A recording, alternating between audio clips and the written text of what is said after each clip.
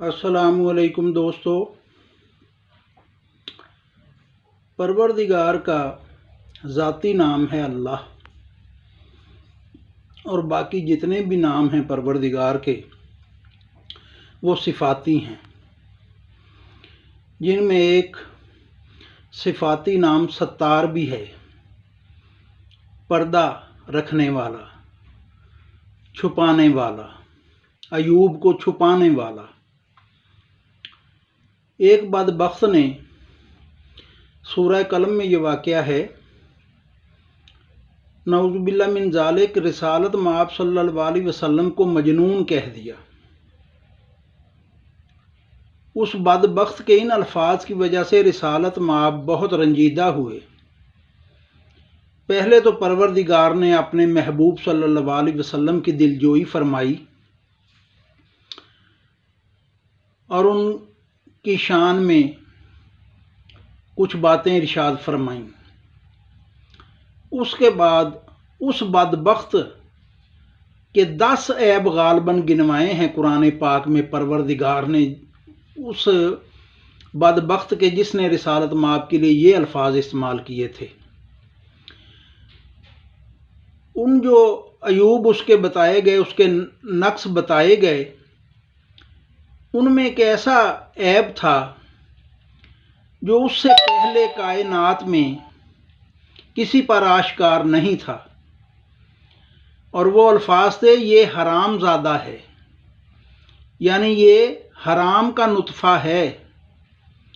اب یہ ایسی پیچیدہ اور مخفی بات تھی، اس سے پہلے اس کا یہ راز کسی پر عیاں نہیں تھا، مگر عیاں کس نے کیا؟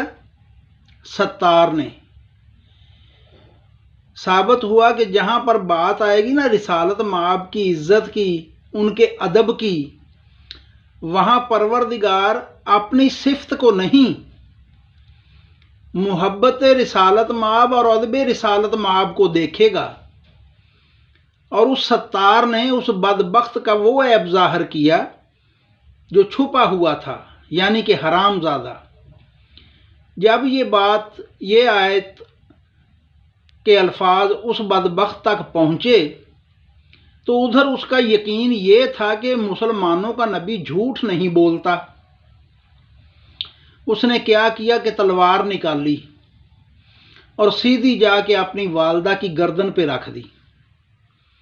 یہ الفاظ میں نے سنے ہیں مسلمانوں کے نبی سے، وہ جھوٹ نہیں بولتے، سچ بتا ماجرا کیا ہے، نہیں تو تیری گردن اڑا دوں گا۔ اس وقت اس کی ماں نے کہا کہ تیرے باپ میں یہ صلاحیت نہیں تھی، میں نے فلاں گڈریے سے تعلق بنایا جس میں سے پھر تو پیدا ہوا۔ ثابت ہوا کہ پروردگار کی صفت ستاری اٹل ہے، مگر ان بدبختوں کے لیے نہیں ہے جو رسالت مآب کی توہین کے بارے میں سوچیں بھی۔ سلامت رہیں، جزاک اللہ۔